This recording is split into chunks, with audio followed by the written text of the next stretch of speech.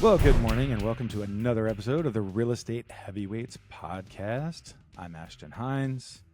I'm not doing the pre-intros, but in case you're new, I have been a real estate agent for a little bit over 4 years. I've flipped 4 houses and I have bought and sold numerous homes for other customers at this point, helping me along in my journey.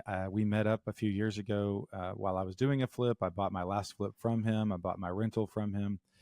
It's Tavis Westbrook holding the Harley Davidson mug this morning. That's the closest thing you've come to using a Harley Davidson in a while. Is that right? Gosh, I know. Yeah, I know. You know, it's funny. Our friend Ryan sent me a link or something on Instagram about a Harley and the journey of how nice it is to ride, and how you know it's so different than cruising in a car because you smell different smells, you see different things, you're free. It's like flying, but you're on the road, and just all of these memes about the joy of riding on 2 wheels and being in open country, right? And so he sent it to me, and I'm like, oh man, it makes me want to take the bike out, and he's What like, are yeah, those I'm getting. things? What are the gosh, I'm sorry to cut you off. Those, they're not motorcycles, but they're really low to the ground, and the guys always have like really loud stereos and like LED lights all over them. Yeah, Slingshots. You know what I'm talking about? slingshots, or there's another name for it Do too, you have but any desire to own a slingshot and kind of have the open air motorcycle kind of convertible feel, but yeah, maybe a little safer? I don't know. not not for me necessarily, but so Casey, or my buddy Casey, just bought what it's called a Vanderhall, Hmm. and if you Oh, is look it that like up, the little almost sidecar, old school race car yeah, thing? that's what it looks like. So it looks like an old school classic car, Yeah. and it's got a hardtop, but it's got this single wheel on the back and 2 Yes. wheels in the front. So it drives like a car, but you get the open feel, the concept. And it has a windshield. His actually has a heater, heated seats, heated steering wheel. Hmm. Is He it a upgraded the one-seater or is it stereo system. two-seater It's a or? 2-seater. Okay. It's a 2-seater, and it's sweet. I mean, and it has a very classic car looking front end with the I know wood what you're steering talking about. wheel, and like, yeah, it's super sweet. He just bought it for his 50th birthday. He's like, this is a present to myself. So, Nice. and we'll probably start seeing them more here with this weather getting better.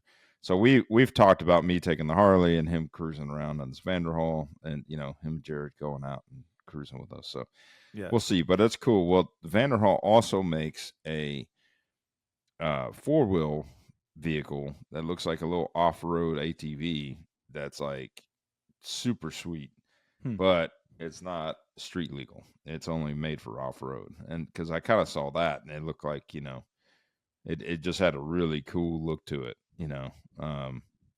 You just have to go and look it up, I'll vanderhall.com. yeah, we'll find a picture of it. Whenever I get around to the YouTube video, which I will put I'll put a picture up. Yeah, but going back to that, Ryan, his point was he wants to start looking for a bike, and he's like, I've owned several Harleys, but I want to get an Indian or American made, yada yada. And Americans, Indians are great bikes. Triumph, is that an American-made bike? Is it? Don't know if Triumph is I always American feel like made. I see Indian Triumph dealerships, like they're connected somehow. Yeah, it's possible. I don't know a lot about that brand. Hmm. They've revamped. So Indian went away for a long time, and then they came back, and so you see a lot more on the road. In fact, my first cruiser ever was an Indian Chief that I ever got on, and prior to that, I was kind of into the whole, you know, crotch rocket scene, Mm-hmm. if you will.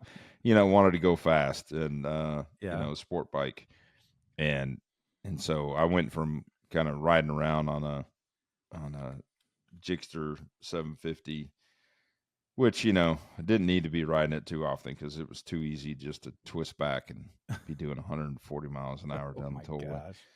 Um, and I mean, talk about an adrenaline rush, but just stupid, right? Yeah. And I went from that and jumped on the back, or jumped on. You took the Indian Chief for a ride. My brother-in-law at the time had rented one and took it around the block, and it was just a totally different ride. It was just a kickback cruise, you know, and just feel the wind and just feel the strength of the bike, and Well, the it's next just a step for totally you is different feel. what's the gold? Is it the gold wing? Gold wing, like the super, like the Cadillac. You know, basically a four wheel open air Cadillac, but this Yeah, happens to be a no, motorcycle. I'm good on that. I'm You don't want still to do young. that. Like you could drive from here to I'm New still young. I York, could and take my street glide that far if I wanted to. yeah. Well, I one time when I lived in Denver, and I was so after let's see, after Pepperdine, I graduated. I went to Austin for a little while. Then I moved back. I moved to Denver with. That's when I lived with the Coors family for a little while, and I was living with one of the Coors boys, Michael, for about a year. And so he and we had it was me and Michael Coors, and as in Coors Light, like, or yeah, like Coors as in Coors the beer. Brewing Company. Yeah, Got it. his dad. Yeah, so his uncle was Pete, who you see in all the used to see in commercials. His dad had a PhD in brewing, but he actually ran a division called Coors Tech, which during Prohibition they created this company that created products so they could stay afloat. And they had kept on to that company all through the years, and they had transformed into this military grade ceramics. They did these ceramic industrial type parts and military type parts, and it's called Coors Tech. And so his dad ran Coors Tech, but before he did that, do you remember the drink Zima? Yep. Yeah, his dad invented Zima. Okay. And yeah, so as a college kid, I'd go over to the Coors family over in Evergreen during, let's say, Christmas, or I went over there a few times. And I remember the first time going into his parents, a beautiful estate there, and in the garage was this horse trough of every Coors beer you could ever think of. I mean, all the brands, right? And they had just had their company Christmas party over there with their small little group, whatever. And I was like, Yeah. this is the best setup because it's cold outside, so this trough just stayed cold. And there's just all the Coors beer you could think of out there. It's like, man, That's this crazy. is the great. Yeah. But anyway, yeah, so one of my best friends in college was Jonathan, and then I actually lived with his brother in Denver for a year. And while we were there, a couple of the roommates started talking about getting motorcycles. And well, my dad was a firefighter for a long time, 14 years. And I remember talking to him. He's like, I wouldn't be mad. I would be disappointed. He's like, I've scraped enough of those guys off the street. That's like, I remember him saying that. And that's when I used that money that we were going to get a motorcycle. I bought a 1970 Chevelle, which was great. Yep. And so I had that for a while as a project car, and eventually sold it to my brother. But yeah, that was my one foray into like doing research on motorbikes and thinking about it and all that. So now Colorado would be a great place to ride around in. It would be really cool. For sure. Anyway, did not go that route. So yeah, so how you doing? I know you've got a lot of projects. I'm doing demo in a house over in Garland. I started yesterday. I am the curse to tile and flooring because every time I go, like, should be easy. Just tap it here. It'll pop right up. I'm like, okay. And I get there and it's like, not that. I'm like, either I'm doing something wrong or Tavis has grossly underestimated what it's going to take to demo this. And so, yeah, I was just dripping sweat yesterday, just manhandling this Oh my gosh. sledgehammer Tile. and this. Well, I thought for sure chipper. it was tile. It wasn't, glue down engineered floors. It was going to be much easier to chip the tile up, and it's just kicking your butt. Well, So. both the guy who did the engineered flooring and this watched the same YouTube video on how to put the stuff down on the floor, because they basically just took a bucket and dipped it out.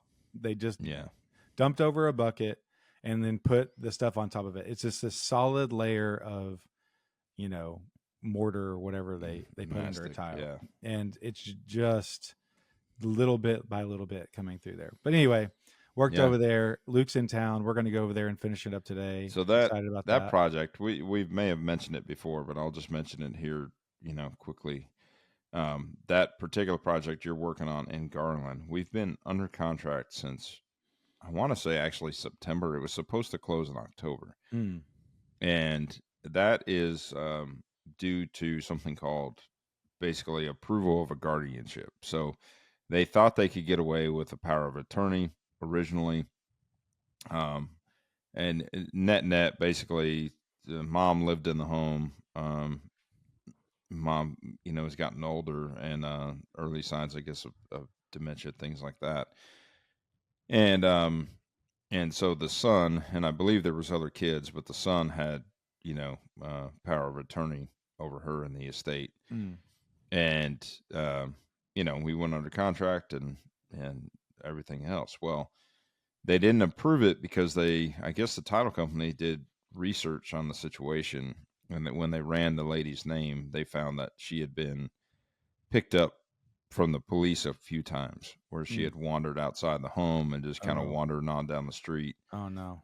Whether there was a missing persons report or something, I'm not sure, but she was Yeah, picked up. And so but they questioned her ability to sign paperwork, basically. exactly. So basically, the power of attorney didn't stick because they didn't feel like she was mentally in the right state of mind when she Mm. signed the power of attorney.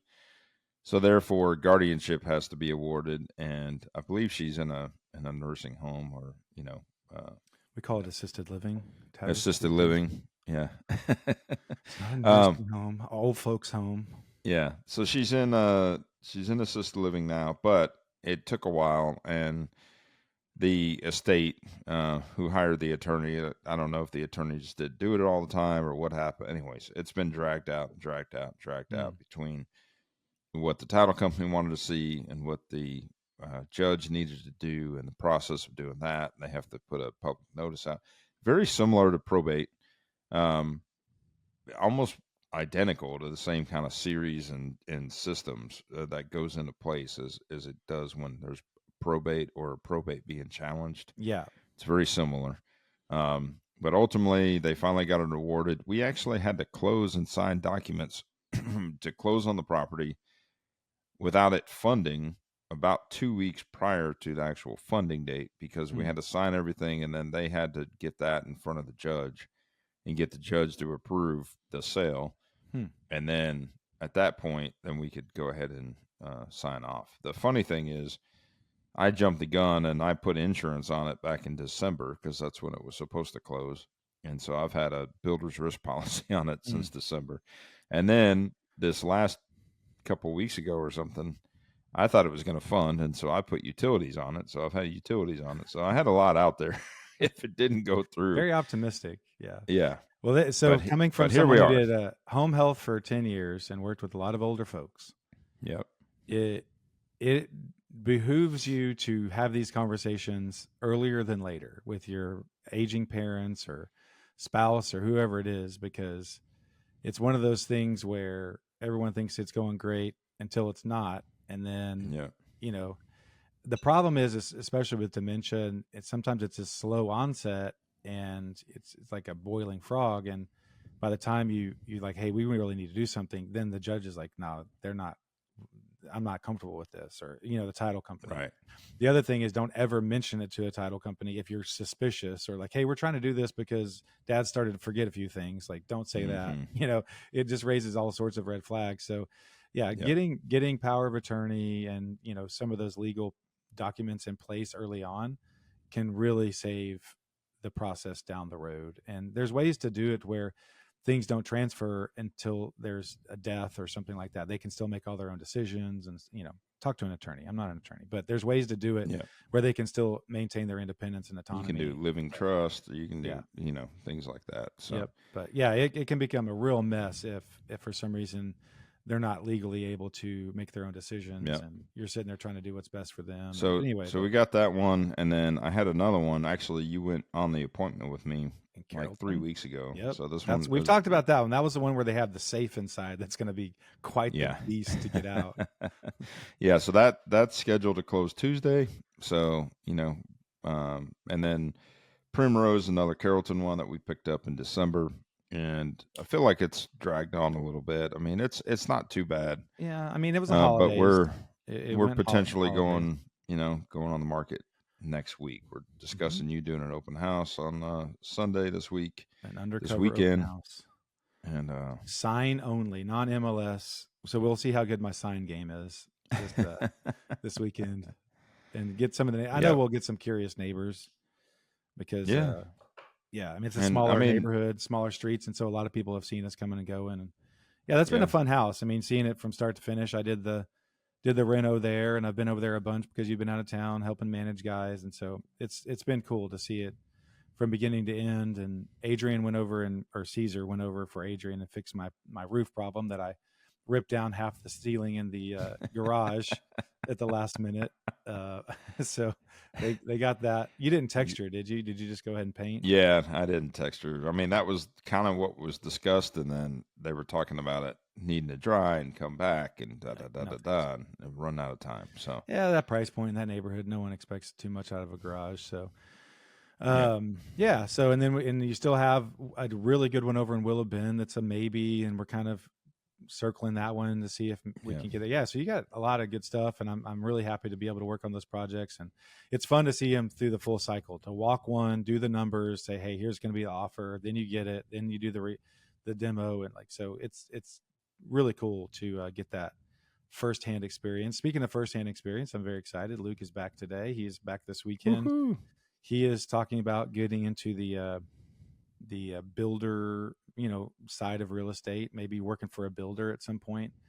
And so he's going to go out with me to do some demo today. He helped out a little bit. I think he helped at Primrose actually, but he's going to help do some yeah, demo I think today. And he did yeah, help you in the beginning. go get his hands dirty a little bit. And yeah, so Awesome. I had a really good closing recently. I'm working. I'm going to try to get. I've got a customer right now that's debating on whether to rent out their home furnished. That's that lady up in Allen. Does she want to rent or maybe sell? So trying to do some comps and talk them through that.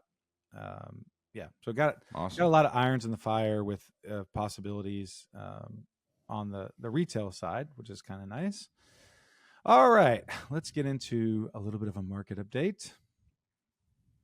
So it's interesting in talking to our friends and family that listen to this because we've got people that listen from all over. And this is, everyone likes different segments. This is the one segment that people who don't live in Dallas are like, yeah, I can skip through this a little bit. Because I mean, it is very market specific, but that's how we wanted it initially. Yeah, Like, hey, we want this to be, kind of a definitive Dallas, DFW area real estate market podcast. And so, sure. yeah. So overall, we have month supply. Oh, you know what? I didn't share my screen. Shame on me. Sorry.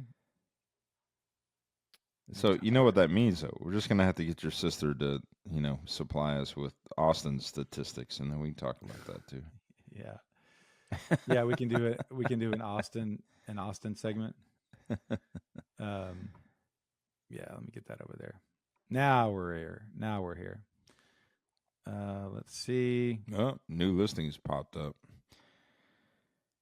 A You lot see of new that? listings in the last 7 days. When you look at the main screen, Oh, I see what you said. Yeah.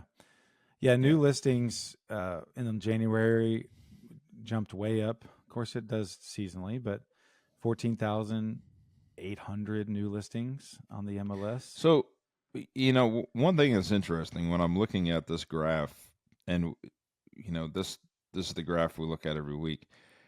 The entire MLS is really squiggly, like Yeah, it's kind of all over the place. But when you look at our three main counties that we focus right. in, Dallas County, Collin County, Denton County, they're all pretty consistent. Yeah, Like it doesn't get this crazy wavelength. So I wonder truly like what's causing these big jagged, you know, graphs, graph, yeah, variances, with the entire MLS compared to our three counties, which are, yeah, kind of our main focus. yeah. I don't know. I mean, it might be that if you zoomed in enough, it kind of mimicked it, and it just kind of Yeah. looked different because the volume is different. Because you can see the movements, and I mean, Dallas, Colin, Denton have to sort of make up a pretty decent Yeah. portion of it. If You you see know? a little, there is a little spike there at the end. Going in January with Yeah. Dallas, Collin, and Denton, Dallas, and Collin. So it's about a third. So if you add them all together, it's about a third of the volume of our MLS. So, Okay. yeah, there's a lot of just random stuff on our MLS. But I mean, we've got a lot of counties that are on the periphery that are still growing out towards Kaufman, Kaufman County specifically over there. Tarrant, like we don't look at Tarrant at all. So you have Tarrant and Kaufman are probably two of the biggest ones. And then all the extras and your Rockwall and that sort of thing. So yeah, Denton, Collin, Dallas are about a third of the volume, it looks like. So month supplies kicking back up. We're at 4.1. We've said over and over around 6 months is considered to be balanced, although the word on the street is that buyers are getting a decent amount of leverage, especially if you find one that's been on the market for a while, which there are plenty of those that have been on the market a little while. And so that's always a nice little tip to your buyers out there. If they can kind of be okay with finding something not that's new and shiny on the market and be disappointed when 3 offers come through and they lose out, if they'll just wait and say, hey, this one's been out 2 weeks. We've passed the initial little wave and it's still a really good house. Let's go find those. I've had luck with that. Not that say you completely ignore. Well, and I had 2 calls within the last couple of days that were active MLS properties. Excuse me. And it was kind of a situation where they chased the market, right? So they priced them high, and this ranged anywhere from 50 to 120 days on the market currently. And they priced them high, and then they, chasing it lower. Unfortunately, like when I look at where they listed to begin with, like it's not far off from ARV. Like it might be so they didn't do 10, 25,000 off, of what I have to cap ARV at. Mm-hmm. And then they're asking for a number, and I'm like, are you sure? And I back out the costs and just run through the numbers, and based on what I know about the property and kind of put, my math together based on renovation and profit and cost of sale. And I'm about $100,000 less than where they're listed. You're like, on 2 of them. I hope you're sitting down and have a nice scotch in front of you. But and they were like, well, just throw it because it's been on the market. We're not getting any activity. Okay, well, I'm glad you. Okay, like time out. Okay, I'm glad you're at this point because. All right. Well, I'm not. I don't want to go chase these. I know you don't. But listen, okay. We've talked about, I've been doing a lot of legwork trying to find these. Yes. And Dustin and Megan have had success down in Austin. I'm like, look, on market. And I've told multiple people, like, they've asked about some investment stuff. I had my first person ever find me on Google. They called me, hey, we found you on Google. You do investment real estate. You're a realtor. That was really cool. Yeah. That of all the people out there, that they actually found me and they wanted to talk to me. So, and they were asking. Dallas real estate guy. I am the Dallas real estate guy. And they, so I was telling, I was like, look, there's just more and more lingering on the market. And like here, let's see, average percentage of average price. Look, this has come down. This keeps going down. Yeah. 93% of original asking on the entire MLS, 94%. Denton County, 93. So people are having to discount. I mean, I don't know who is advising people to price stuff in my neighborhood, but I looked recently. And go to days on market. Tons of them that way overshot the market. Average day on market, we're at 70. Yeah. Denton County 65, Collin 67. Median, let's look at median.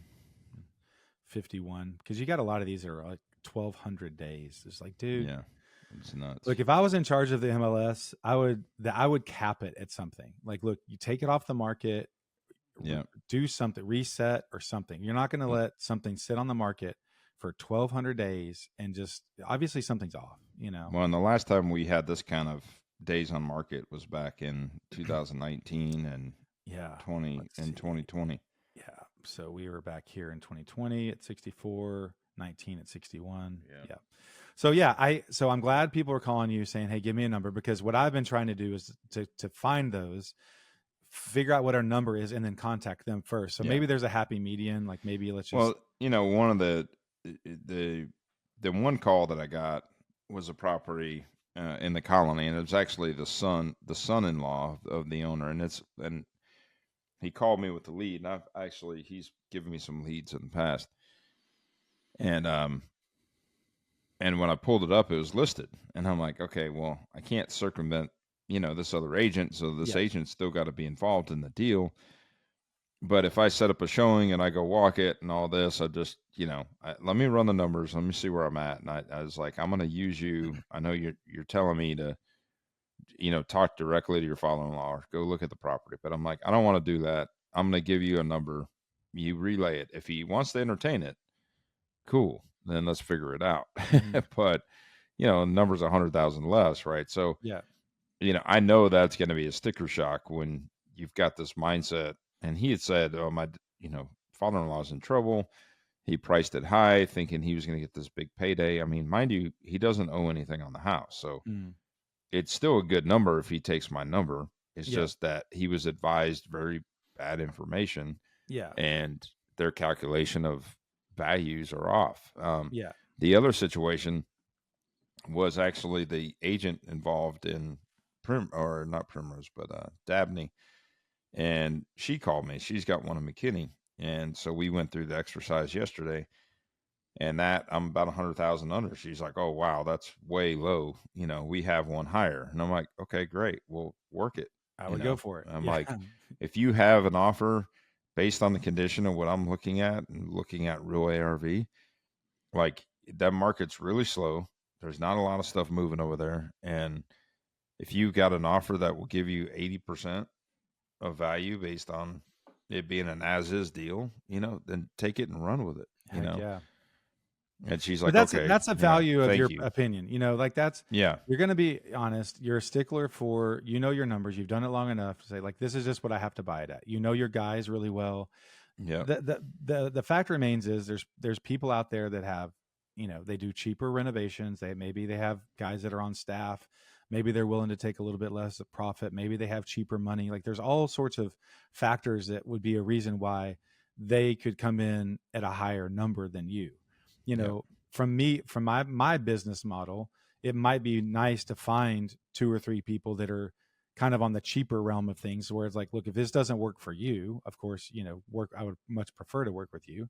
But if it yeah, doesn't work for you and I've already kind of done the work, and it's like, well, I've got a guy that's usually willing to, he does more rental level stuff and he'll just like really lipstick it, but he can come in higher. Like, well, yeah, maybe it's worth trying to find someone that can salvage that deal. Cause there are deals out there that are doable. And the reality is that someone is buying these. We always marvel at like, dude, who is buying these? hmm We walk a house and you're like, here's our number. You're like, well, we've already got 3 above that. I'm like, go, who bless whoever that is, but we can't do it for that. Well, I think she was at like 389 was what they've reduced to, and I told her, I was like, "Hey, if you get down to 350, you might get a hedge fund to pick you up. Like mm, 350 is about the threshold that a hedge fund will buy at, and they might pay more, but that from my experience, that's what I've seen. mm, And if the schools are really good, which it was, the west part of McKinney, I was like, the schools are good. Get it to 350. You might get a hedge fund to pick you up. That's actually more than an 80% ARV, and ARV on it was, I pushed it to like 415. But if you do the math, 389 versus 415, we're only talking 25,000 bucks, right? mhm, And the cost of sale, is, in that realm, right? Where it's $20,000 cost of sale. So you back it out and you do the math, and cosmetic, I think I ran it at $35 a foot. It was like 60,000 bucks. So 60,000 plus, 40,000 profit, I think is what I was willing to do on that one. Maybe 40, 50,000. There's your $100,000 spread right there. yeah. Right. So it's not rocket science, but people get offended, because it is sticker shocking. And again, this house needed work. It was dated. It had old countertops in it. It was a hodgepodge of design choices in there, and And I think that's really the sticker price. I mean, I think, wanting yeah, the lump sum of a profit, you can argue that, but I think someone who's lived in a house for 10, 15 years and they may have painted once. Maybe they painted themselves. Maybe like most people don't pay for real contractors to come in and do like legit rehab work while they're in a Right. house. Maybe some Right. do, but you know, there's a really good chance that they haven't had real work done for a long time. And maybe it was a handyman. So the actual cost of getting professional, high quality people to come in there and do it, that's Yeah. probably where they're like, wait a minute, I had no idea it was going to cost 60 grand to Yeah. actually renovate this house, you know. And that's where they, well, we put drapes up in that back room and it really helped out. You're like, yeah, it's not really going to move the needle on. I always love those. Some of my favorite were the really proud homeowner guys that actually the one over in Willow Bend was like this, but Yeah. he's like, yeah, I put this trim on the island right there. I did that right there. And it's like, man, that's awesome. It looks good, but man, I can't give you an extra 35 grand in an offer because Right. you went to Home Depot and did a cool trim job 10 years ago. Like I don't know. It's funny. They get really married to that stuff, but all right, let's talk about a little bit of news. So let's revisit a little bit of our conversation from last week. If you did not know, Neiman Marcus has made the announcement they are leaving their downtown location, the flagship store. It's been 100 years, which makes sense because the land lease, which is the thing that's under scrutiny, is a 99-year land lease. And I saw a map of it on the news, and it's hodgepodge together. And so there's like 4 or 5 actual separate land leases under the store. Mm. And there's this one little sliver. It's like 25 feet wide. It actually is right underneath the elevators or escalators, I think. And it's only like 2,500 square feet of the store. And this 99-year land lease expired.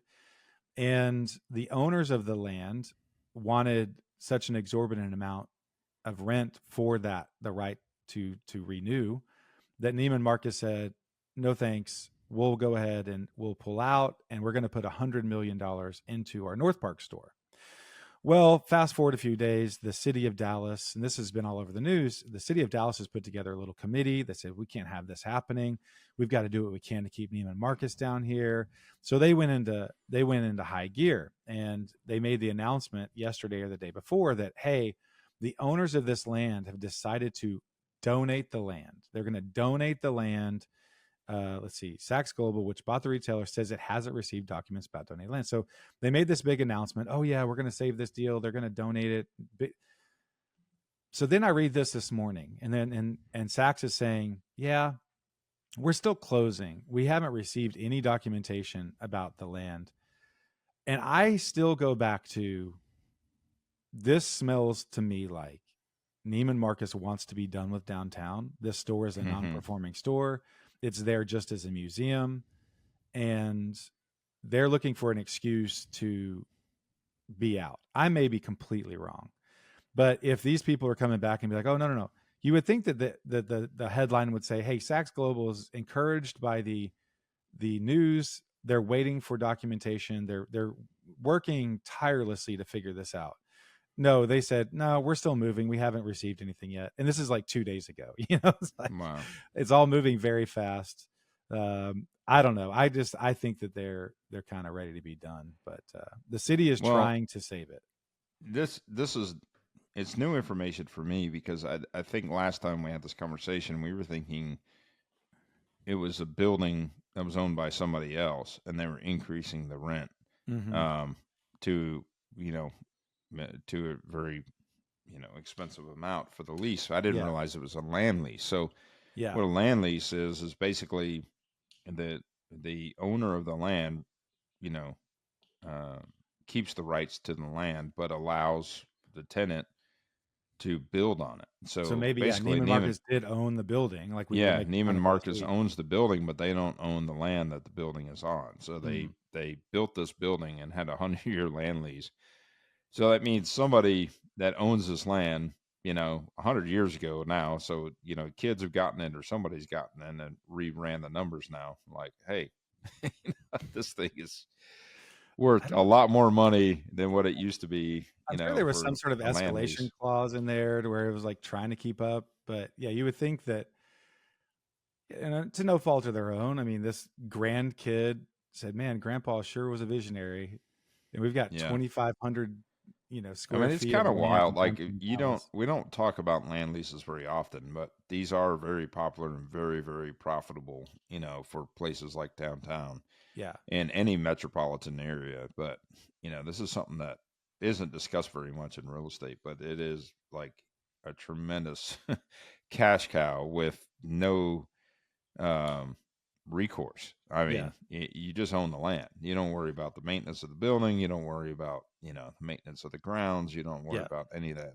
until you bulldoze a building, and that's probably what they would do unless they get somebody else to come in and do something with the actual building itself. But Yeah. And I I'm sure mean, there's logic of why you would do a land lease and not go ahead and buy the land. Maybe it was just a capital reason and cash flow problem early on, and they were piecing together 4 or 5 little squares of land in this corner in 1924 downtown Dallas, and they're yeah. like, "Yeah, let's try this thing out." And they signed it. I don't know. So it's Did I very tell you interesting. But that there was I had that proposed to me a couple of years ago with that strip center I bought in Garland.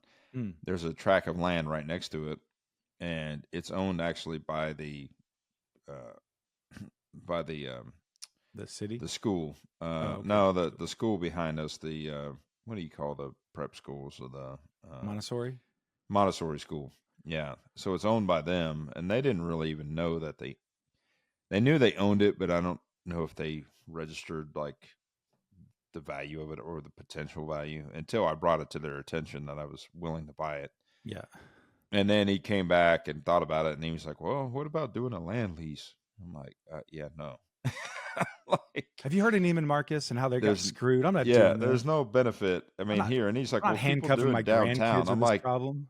"This is East Garland. Like doing a land lease here on a strip center that I'm going to build and invest the money Uh, to do it and run a strip center." Yeah, no, we're not doing yeah, that. but see, you could be the next Neiman Marcus visionary, and He's like, your grandkids in 21, 24, they're like, man, Grandpa knew what he was yeah. doing. It's like if you And want to do an owner finance, you could continue to get a check, if yeah. that's what you're worried about. Right now, it's not giving you anything. So, All right, let's talk about this. And I know we're running a little bit long. We've got a segment that we wanted to touch on some flip. We're not going to do a property walkthrough today. We're going to talk a little bit about flipping and some tips there, which we can do kind of a quick hit. We can tease it, maybe do a longer segment later. But um, the new Mavs arena, question mark? go Irving Mavs. City, Irving City Council takes the first steps to potentially swipe the team from Dallas. The Irving lost the Cowboys several years ago, and they just have not recovered.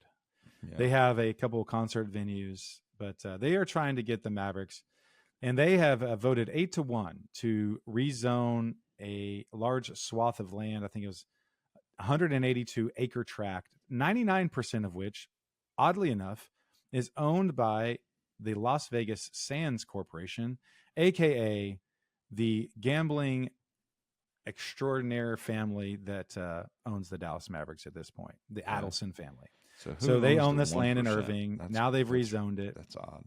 What's that? Who owns the other Who one? owns the 1%? Was it the landowner? Or is Some that guy what with a he? land lease that his Yeah. grandkids are like, man, Grandpa was awesome. No, let's see. So what's cool is the zoning changes would create a high intensity mixed use area that in part would be earmarked for quote an arena with a minimum of 15,000 seats and or an indoor theater with a minimum of 4,000 seats. And then it also said it's going to be permitted to include a destination resort with one or more luxury hotels, spas, pools, and quote, may include casino gambling if authorized by the Constitution and laws of the state of Texas. So they are laying the groundwork, and they voted 8-1 to Yep. say, yep, let's rezone this. And we're going to just cross our fingers that the Adelson family is going to take the Mavericks after their lease is done at the AAC, which I think might be up in 2031, if I remember a story from the ticket. But coming up soon, the AAC is 25 years old, probably needs a little bit of work.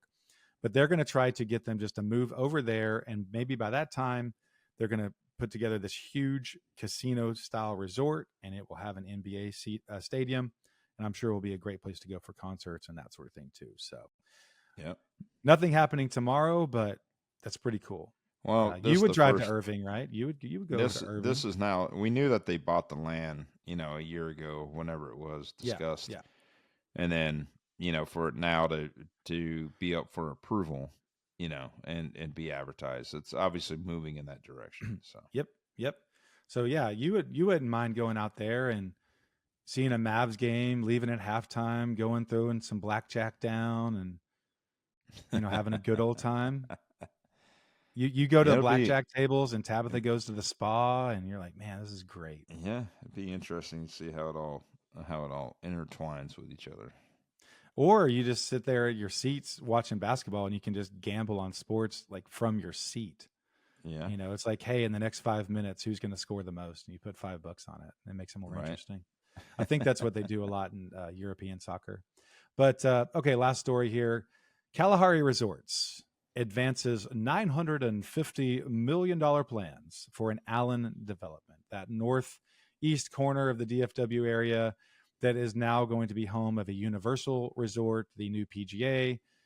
McKinney has all sorts of plans for cool, the fire pit, not casino, concert venue. Is Kalahari. No. Or Kalahari's, this is completely different. This is brand new. Oh. I know what this is because there is a Kalahari in Round Rock where I grew up, and this was built in the last few years down there. So think Great Wolf Lodge. Think a Great Wolf Lodge style resort, huge indoor water park, but this has kind of an African safari vibe. Got it. And I have some friends that I don't know that they've ever actually they went to some. My friends down there on the not city council, like kind of the business boards. And so they have a restaurant in downtown Round Rock. 21 and Stacy. Yep. So they went to the Kalahari. They said it's really neat. There's a lot of restaurants in there. And when it opened up there, it was a big deal. Right near the convention center. Oh, okay. Where the Allen American hockey team. Yep. Where the hockey teams there, we went to a graduation there last year. That's where the 2 years in a row I've gone to Guns and Hoses, the police versus firemen boxing tournament that they have every year. Pretty cool. Yeah. So right there at the corner of Stacy Road and 121, and a 900 room hotel, and that's a really, really cool. Like whenever they put it up in Round Rock, it was this enormous thing. Yeah. So, all right, let's touch on it a little bit. Running a little bit long. But that's okay. We'll tease this. So this is a section that we're going to call "What's Your Problem?" or something like that. I don't know. Something something really catchy. Bear with us. This is something we're testing the waters on today. So yeah. So we've been running into some problems. We've talked a lot about, from the flipping perspective, kind of the things you need to do well. One of them is sequencing. And this is one of my big lessons that I've learned from Tavis, is how to stack people on a job. Okay, you want this guy to come first, then this guy, then we got to order the flooring. It's 2 weeks out. All right, get the window guy over there to measure, because it takes him a week to measure. And we got the countertop, like all the things, right?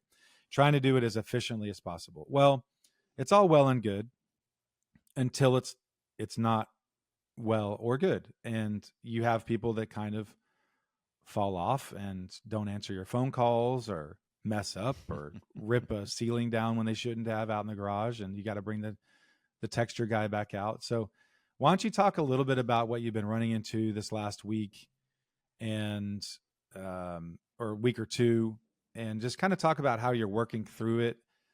And I want to ask you the question of how would you, if you were to scale, let's say you were to scale past doing one or two at a time, back to the time when you were doing like 10 flips at a time, these problems seem like they would be untenable and would really throw a kink in things. So let's kind of talk about what you're running into, and then let's talk about how you might scale past this. And then maybe we can tease that, and we can talk about this at a greater length at another time. Okay. So yeah, we've talked before about scheduling and planning ahead, like for flooring, for instance. And this isn't for everyone, but for me, the flooring company I use typically needs at least a 2-week notice to get on schedule.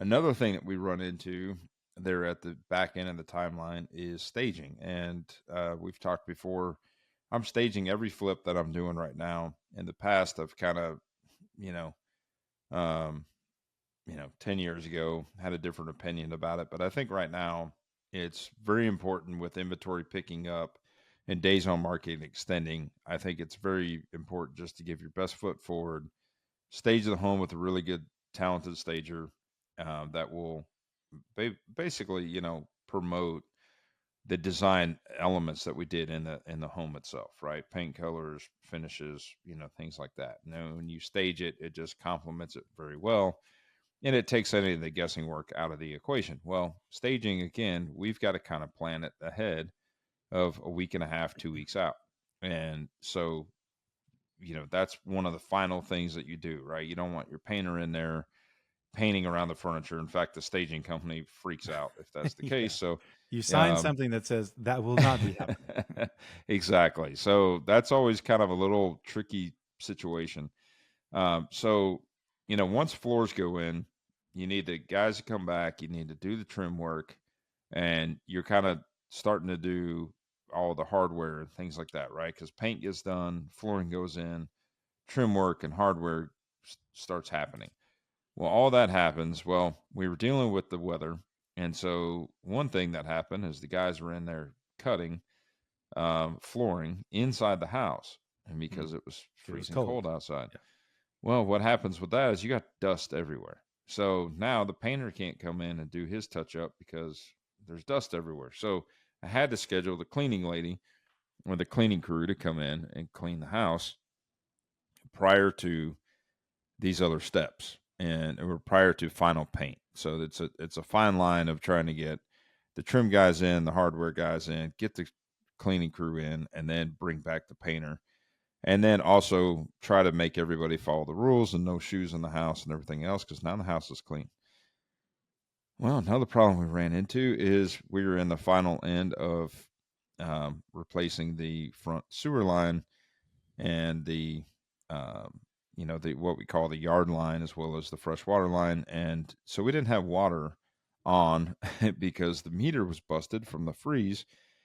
And so when you have the meter on and water's going everywhere, it's filling up the hole. Well, you can't get the city to come out and inspect it with water in the hole. So it's been a whole thing of the cleaning crew being there on the day she's there early in the week, and she can't clean because she doesn't have water. And so, like, fill up a bucket, use that bucket, turn off the water, and work through that. Well, then the painter comes after her, and the painter can't do everything he's supposed to do because he doesn't have water either. And so, anyways, it's been a very complex week of moving things around and being fluid and trying not to, you know, lose my mind on what needs to happen and try to maintain, uh, trying to maintain the project without Well, the without nice freaking thing out. is you work with these guys over and over and over. You have a huge track record with them, and so they give you some grace with that. If Yeah, this were me, and this is my first time, they would think like this guy has zero idea what he's doing.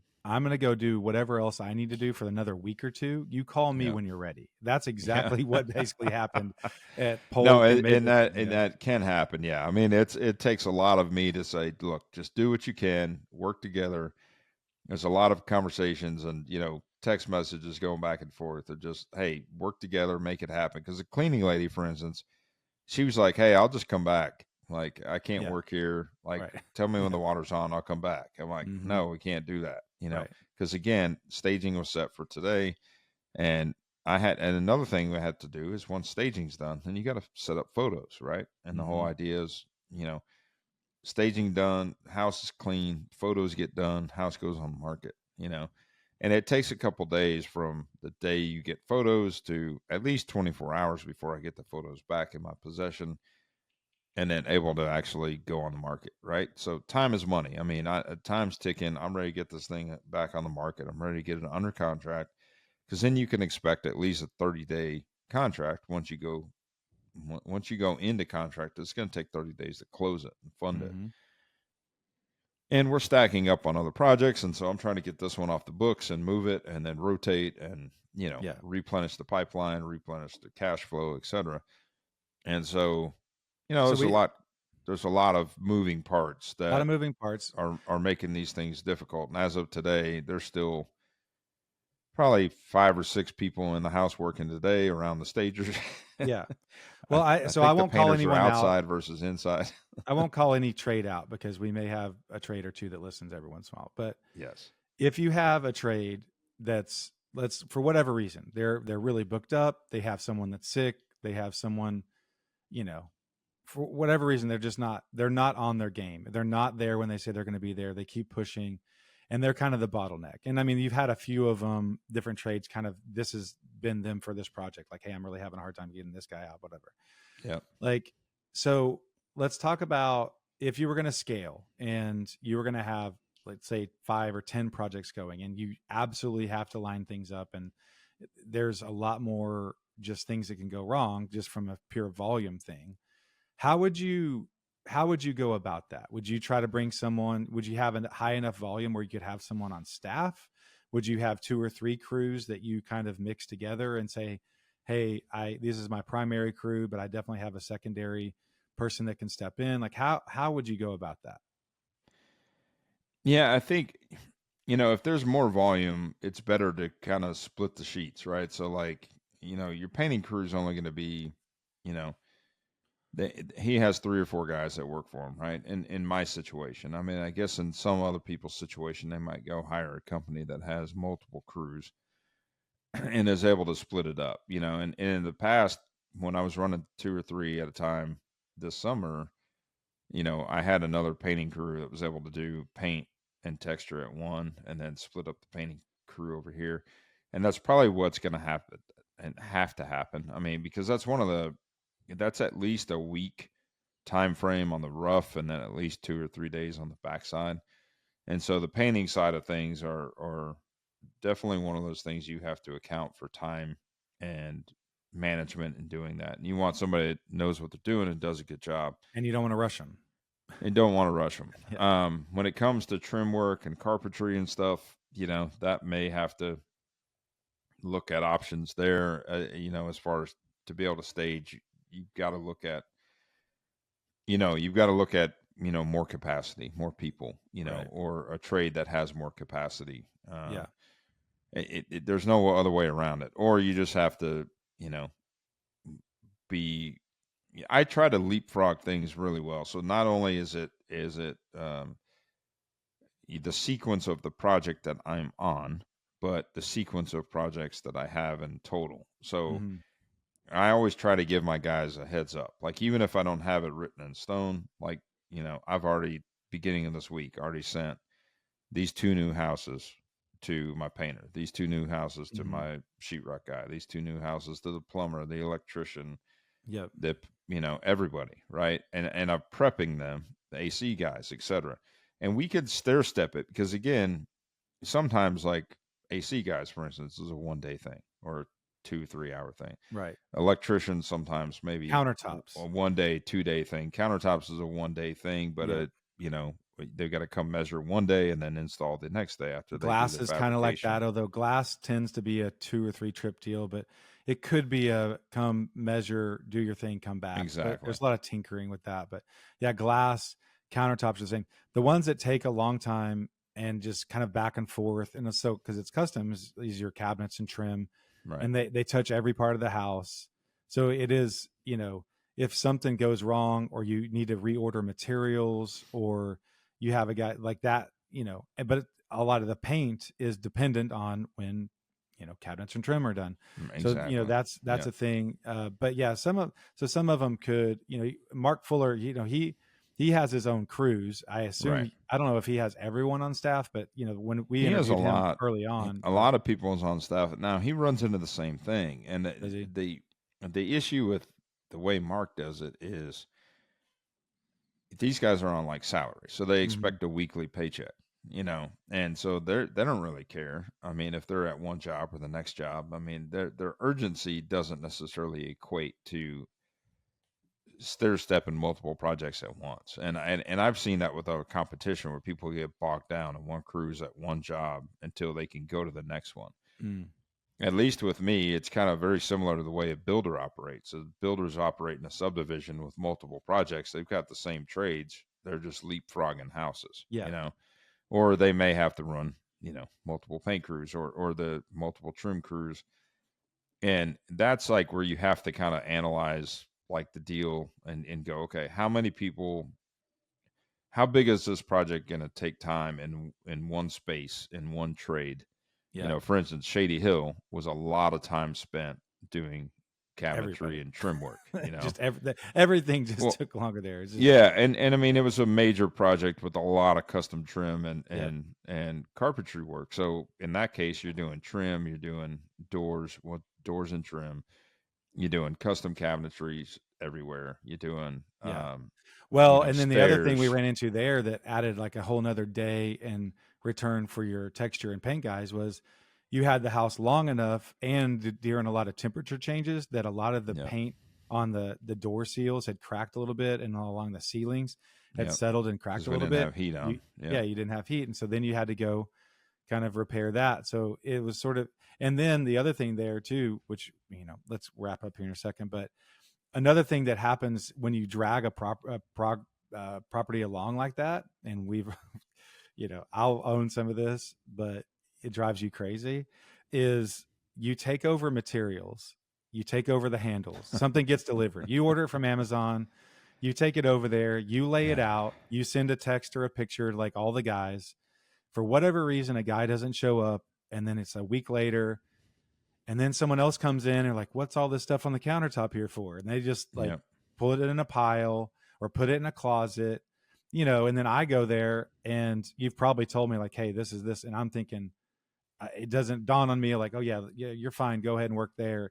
And so then you start losing stuff, you lose stuff where he puts the wrong handle on the wrong door because it got moved over to the left some. And so then you're fixing or those underneath problems. a pile of plastic trash. Yes. You're the amount of time And I'm out of been town digging and you're through calling trash. me going, they're not here. I've looked everywhere. And I'm like, Yeah, the oh, you amount gotta of be time kidding I'm me. digging through trash over the last month just so I could tell Tavis like, dude, I looked through everything. And yeah, so that's another problem of like, just get in there, get out, be done with it. Because when it lingers and stuff has to stay in a closet for an extra month, something is going to happen to it. Yeah. So anyway, all right. Well, good thoughts. We will mix up this last segment a little bit here and there, and we'll definitely revisit our home tours. We're going to try to be a little bit more visual with that on our YouTubes and stuff like that. But we're trying to get things together. Be patient, my friends. I'm doing my best and trying to get all the editing done and stuff like that. So, but thank you for tuning in. If you have not, please like, subscribe, follow us on Apple Podcast or Spotify, wherever you're listening to us, so you can always be aware when we do download another episode. It will give you the little notification. If you have not found us on Instagram or Facebook, go like us, follow us there. We would love to hear from you, from your messages. If you're just good friends with us, text us and say, man, that was a good episode. Thank you for that. And we would always appreciate it. And until next time, hope you have a great day. Talk to you soon.